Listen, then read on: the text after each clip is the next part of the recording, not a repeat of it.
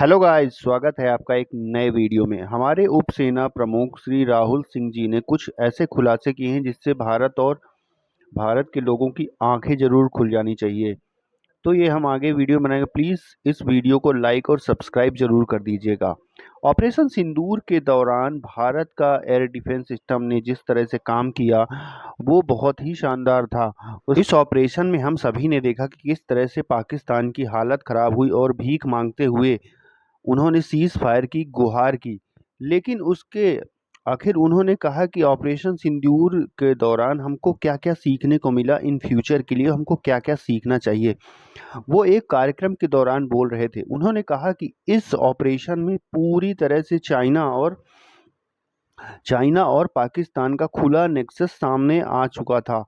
पाकिस्तान को कैसे China live data feed करवा रहा था भारत के खिलाफ, और भारत के जो इम्पोर्टेंट इंस्टॉलेशंस थे उसके बारे में लगातार लाइव जानकारियां पाकिस्तान को दी जा रही थी। उन्होंने कहा कि भारत को कम से कम 3 या 4 फ्रंट वार के लिए तैयार रहना चाहिए इन फ्यूचर। वो थोड़ा सा गुस्से में भी दिखे।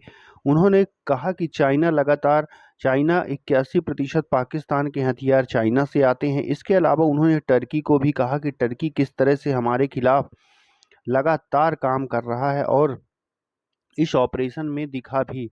उसके अलावा उन्होंने कहा कि किस तरह से चाइनीज़ हथियारों को पाकिस्तान में लैब टेस्टिंग के लिए चाइना ने यूज़ किया था। उसके जो सैटेलाइट थे वो लगातार भारत के खिलाफ रेकी कर रहे थे। वो अलग बात है कि भारत की सरकार अभी भी चाइना के खिलाफ डिप्लोमेटिक रुख ही अपनाए हुए है और चाइना को आज तक उन्होंने एक शब्द भी नहीं कहा है।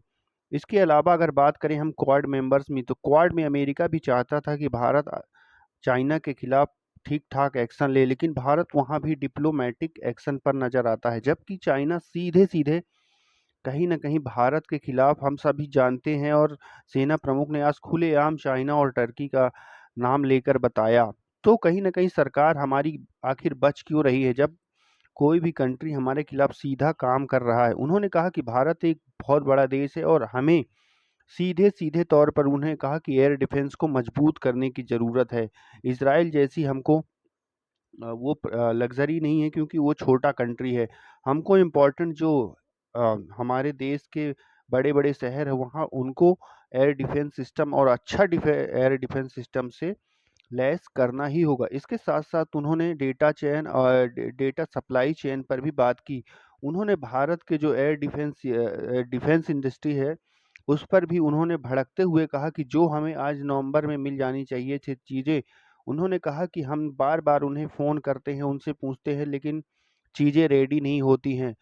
कहीं न कहीं वो गुस्से में नज़र आए कि हमको चीज़ों की सप्लाई जो हमें आज चाहिए वो 4 महीने बाद या 1 साल बाद होती है, जिससे आर्मी की तैयारियों को कहीं न कहीं झटका लगता है। तो ये भारत और भारत सरकार दोनों को सीखना चाहिए। और साथ-साथ हमारे यहाँ के जो ढुलमुल रवैये वाले डिफेंस इंडस्ट्री है, उन्होंने एक और कंसर्न रेज़ किया कि हम हर चीज़ सप्लाई चेन बाहरी चीज़ों से बहुत सारी निर्भर है, बहुत सारी बाहर से आती हैं। उस पर भी हमको ध्यान देना होगा, क्योंकि सप्लाई चेन बिगड़ी तो हमारी जो डिफेंस इंडस्ट्री है वो भी बिगड़ सकती है। उन्होंने सप्लाई चेन का भी इम्पोर्टेंट मुद्दा उठाया और कहा ऑपरेशन सिंदूर के दौरान भारत ने अच्छी परफॉर्मेंस दी थी।